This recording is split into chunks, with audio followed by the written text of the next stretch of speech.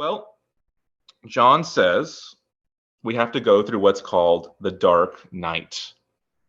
So that sounds scary. It sounds like a scary movie or some like torturous thing, but actually it's not. And that's exactly why I'm doing this class, to kind of explain. If you don't know about it, it is scary. But if you do know about it, it's not that scary. Okay. I have some quotes for you, but I kind of want to give you some context here in a preface here. Okay. So the Dark Knight is about advancing to God with zero reliance on yourself, on individual self, on your works, on your self-justification, on your own righteousness, on what you know and what you do. Because if you advance to God by you, that's not God's grace. That's not what that is. And so you go to God into union with God, but you go blindly. God takes you captive and he's like, I'm not going to let you take any credit. So to you, it's a dark night. To you, you don't know what the heck's going on. You don't know if you're doing it right, doing it wrong, because he does not want you to rely on self. And so now that you know that, and of course we're going to get into it, it doesn't have to be as bad as some people go through it with. The reason why John wrote his books were because Christians didn't know this process, that this dark night process, this process where you're blindfolded on your way to union with God. So they would freak out. And so he writes this book not to encourage suffering, because some people read John of the Cross as like a suffering book. No, he's writing the book so that you can suffer less. Doesn't mean there might not be painful moments. Everyone's different, which he does say. So that depends on you. But this is important to understand. So let's get into what John himself says.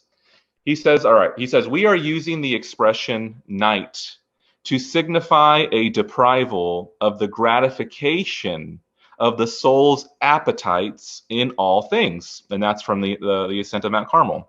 So let's look at this. So what are we deprived of?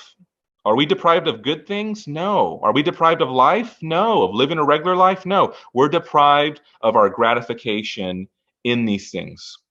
Because what happens is, and we're going to get into it, but we attach ourselves to things that make us feel good.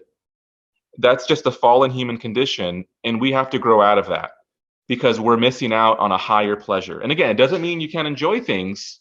You can enjoy Mario Kart, but if you're obsessed with Mario Kart and you go crazy for it and you're selfish about it and you can't live a regular life and do your responsibilities in life, well, you need God's going to take away that enjoyment of Mario Kart, because it's not good for you. So it's not that enjoyment is bad. Again, it is a certain kind of enjoyment, an obsessive enjoyment, what Buddhists would call clinging or attachment, which also the Christian mystics call attachment.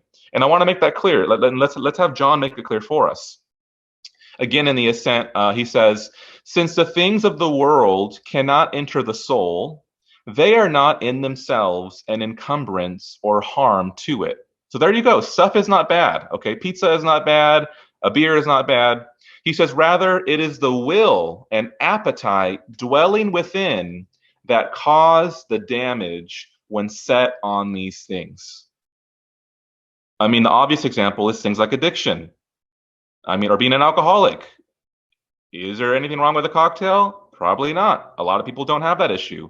But if your will and your appetite for that is too much, then it's a harmful thing. So things are not bad. It's how we relate to things. And this applies to anything and everything, even theology, even prayer. We can be addicted to anything, and we're going to get into that. He also says, those who want to reach union with God should advance neither by understanding, nor by the support of their own experience, nor by feeling or imagination. Again, these are all things that the individual self and the ego want to do. Oh, I understand God. I understand all about it. I know what I'm doing. I. Oh, in my experience, this is what I know. Me. I feel this way. I see it this way. That is what people are ultimately addicted to. That is what they feel good about. They feel proud about that. And so what God does in the Dark Night is he takes away your trust and your pleasure in your own self, and how you understand things, how you experience things, you. And when that happens, if you don't know this process and you don't know how to meditate and relax and just be free of your ego will freak out. And it's just something inside of us that, I don't want to use the word demon, but that kind of gives you a good image. It's like this other thing in us that is like driving us to find pleasure and safety and support in anything and things that are not God. Your theology about God is not God. And some people can have the best theology and the most accurate theology, for example, but that's not God. And so if you get your pleasure and your life and your goodness from that, God has to take that from you. And so that's going to hurt. It doesn't have to hurt, though. Again, if we understand this process, it does not have to hurt. So the issue is attachment, and we see this clearly from John. John wrote the Ascent of Mount Carmel first, and he made this little diagram here to kind of explain things.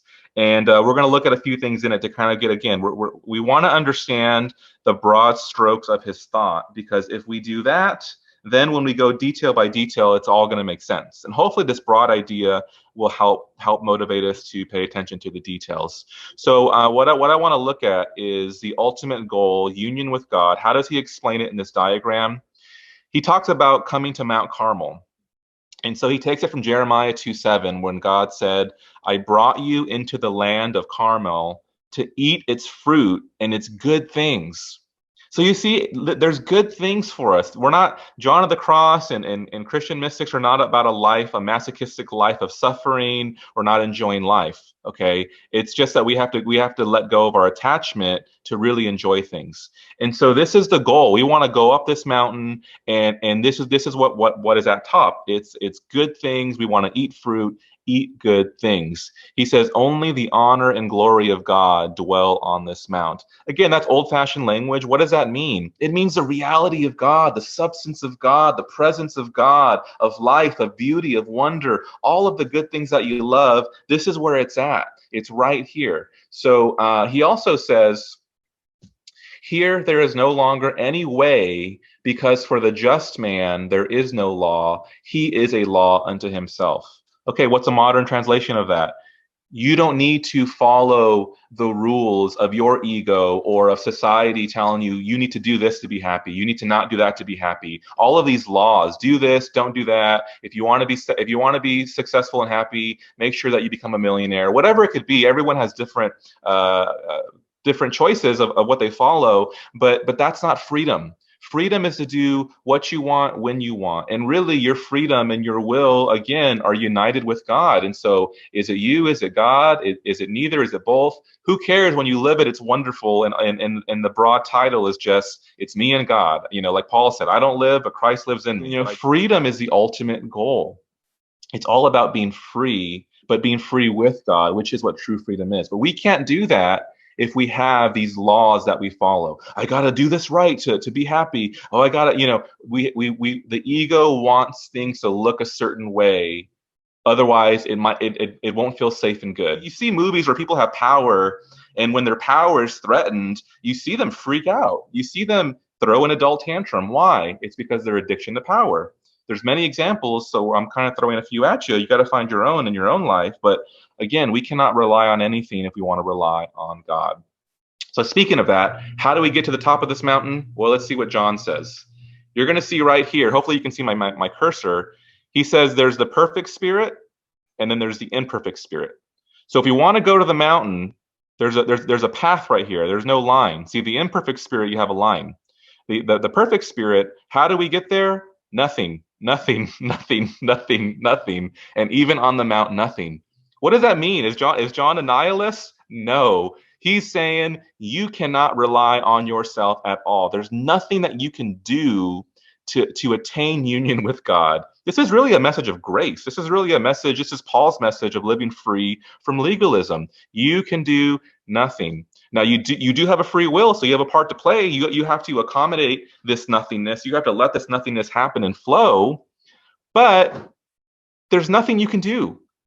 And so all you can do is rest, relax. That's why when I teach meditation, what is it? It's resting, it's relaxing. It's being okay with being a, quote, nobody in life. Master Eckhart says to live without a why. And when you do that, you're actually embodying and enacting and practicing Trust that God is going to do something in you. You know, John of the Cross, he did say this. He said, "As for God, who will stop him from accomplishing his desires in the soul that is resigned, annihilated, and despoiled?"